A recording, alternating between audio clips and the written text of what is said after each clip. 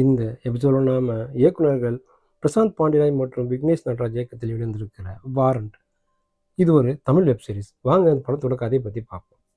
விலங்கு மாமன் படங்களை இயக்கி கவனம் ஈர்த்த பிரசாந்த் பாண்டியராஜன் கதை நாயகனாக அறிமுகமாயிருக்காரு. பாலாஜி சக்திவேல் தனது ஒரே மகன் பிரசாந்த் பாண்டியராஜை அரசு பணியில் அமர வைத்து அழகு பார்க்க துடிக்கிறார்.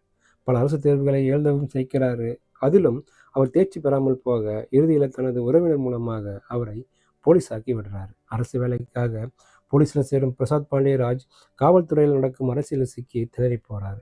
அனைவரது கேலிக்கும் கிண்டலுக்கும் ஆளாகி அவமானங்களை சந்திக்கிறார். ஒரு கட்டத்தில் போலீஸ் வேலையே வேண்டாம் என்று பிரசாந்த் பாண்டியராஜ் முடிவெடுக்கிறாரு.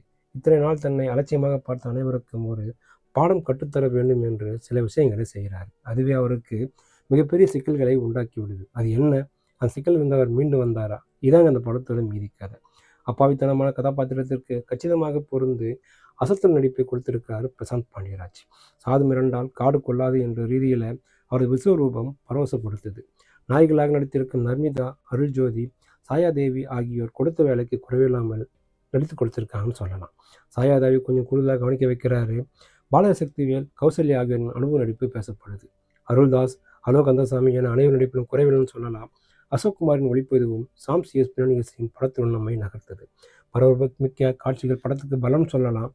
முகம் சுளிக்கும் வார்த்தைகளுக்கு கொஞ்சம் கத்திரி போட்டிருக்கலாம் தோணுது. காவல்துறையில் நடக்கும் அரசியலை அழுத்தமாக சொல்லி குட்டு வைத்ததுடன் காவல்துறை பணியில் உள்ள யதார்த்தங்களை உண்மைக்கு நெருக்கமாக சொல்லி கவனம் வைத்திருக்கார் இயக்குனர்.